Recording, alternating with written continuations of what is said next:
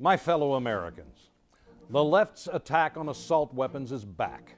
There is no doubt that it's a tragedy when anyone takes the life of another without cause. But to blame assault weapons for these tragedies would be like, well, blaming airplanes for the 9/11 attacks. The problem lies with the perpetrator, not the tool used to commit the crime. The left is now screaming from the rooftops that there is no good reason for any American to own an assault weapon, that they're not good weapons for defense or for hunting. Frankly, they're missing the point. Take it from my philosophical guru and life coach, Ice-T. You know, the right to bear arms is because that's the last form of defense against tyranny. That's why fellow rapper Ice-T and I are in poppin' lockstep on gun control regardless of any East Coast-West Coast rap rivalry. Well, if the advice of a couple of aging rappers isn't enough for you, how about these reasons? Number one, the Constitution. The libs are already saying Chuck's off his meds again and he's back talking about that old outdated historical document, the Constitution. Doesn't he get it that it doesn't apply today? Sorry to break it to you, but as of right now, the Constitution is still the law of the land. And since we are a nation of laws, not men, we need to follow it carefully. Number two, the Second Amendment allows for assault weapons. The left argues that the Founding Fathers didn't even know what an assault weapon was. As usual, this argument's wrong again. To say that the Constitution limits the kinds of guns we can own would be like saying it also limits the kinds of religion people can practice. How would it be if some people thought you could practice Catholicism, but not Scientology? Our Founding Fathers wanted every citizen to be armed equal to the Army in case of takeover by a tyrannical government. They wanted us to have protection from them. How would things have been different in Nazi Germany had the people been armed? Think about the protesters that have been killed by their own government in Iran. An armed society would not have that problem. Number three, assault weapons act as a deterrent against foreign invasion.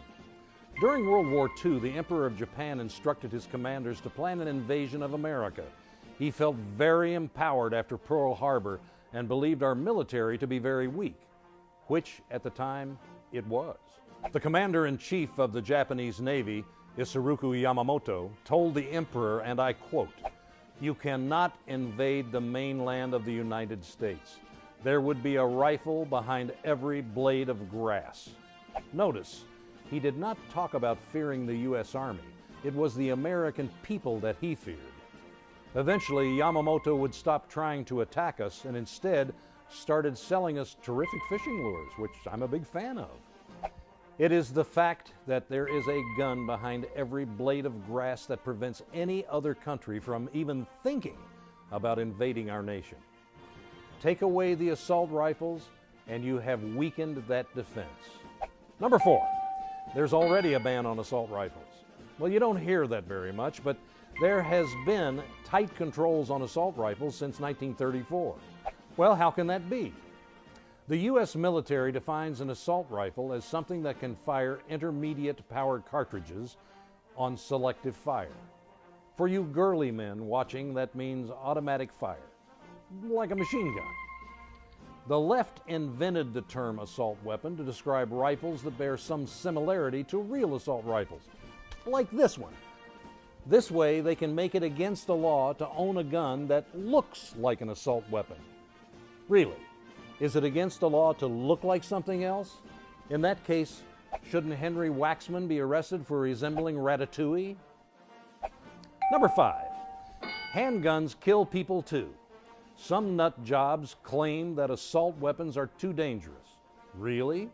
So you find a Glock 40 caliber is just to be a little dangerous? All guns are deadly in the wrong hands. And number six, we need the jobs. The gun industry employs 184,000 people, and these are good paying jobs averaging $45,000 a year.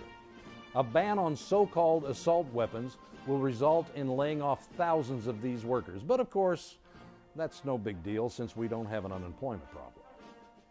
Crazed criminals shooting up innocent people is a tragedy.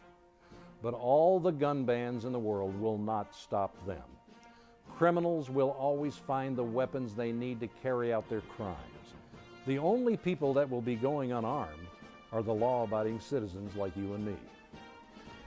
When you hear people talk about banning assault weapons, know that the real assault weapon is the liberal media. They are attacking your constitutional rights.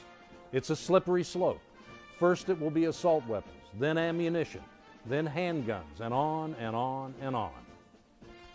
I'm Chuck Woolery, trying to save the Constitution, one amendment at a time.